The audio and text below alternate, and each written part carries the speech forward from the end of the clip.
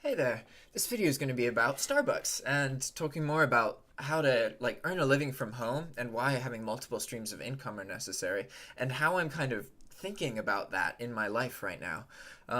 Because in some ways Starbucks is really useful right now. It gives me stability. And when I talk to my mother or other people about Starbucks, they encourage me not to leave it because it's some guarantee of money. People cling on to that guarantee of money, and in some way I do as well.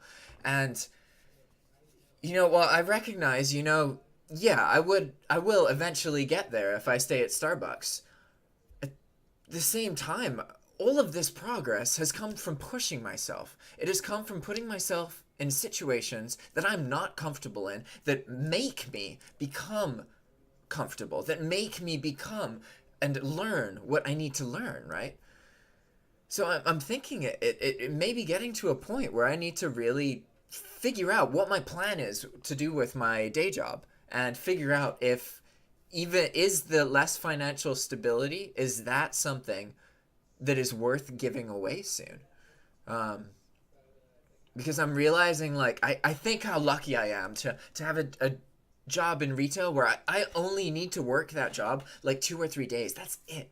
That is so lucky. Most of the people I know, they work full time. They work all the time. Their jobs are their lives.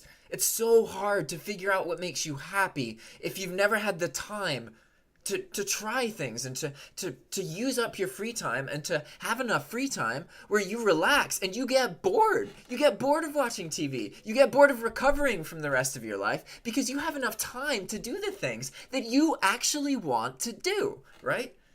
I've been in that state for a while now. I've had this abundance of free time, and I set it up that way. I recognize that, that's what people are missing. It's not so much that they're missing the ideas, the skills, or the ability. Everybody just goes to school all the time or works all the time, and they exist as themselves in this kind of smaller percentage of their life, when really that could be every day. And I'm not saying there's anything wrong with school or work. If you love what you do, then that is awesome. You are so lucky that you were able to find what you love through school or work, because most people aren't. Most people end up with jobs that they hate. And a lot of coworkers, the people that you spend time with, the people who determine who you become, a lot of coworkers are bitter and resentful of the companies they work for. There's so much animosity. And this is so true in so many different places.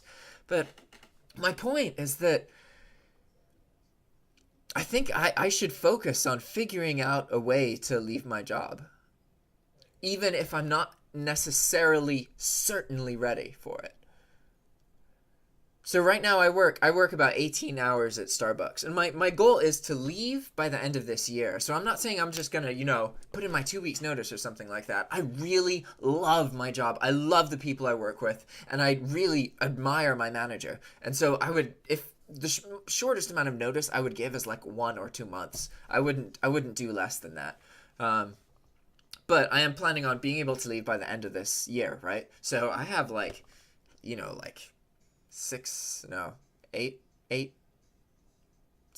seven months basically, 7 or 8 months. So that's a lot of time. I mean, 4 months ago I was doing like 14K. Now I doing like 40. 8 months, that's double that amount of time away. So much could happen then, right? And it's not so much that having the time away from Starbucks would stop my drop shipping or is getting in the way of my drop shipping. So my drop shipping is fine. But the thing that it is getting in the way of, I believe, is building those income streams that will replace Starbucks. Right now, this is YouTube, what I'm doing right now, and also Udemy courses.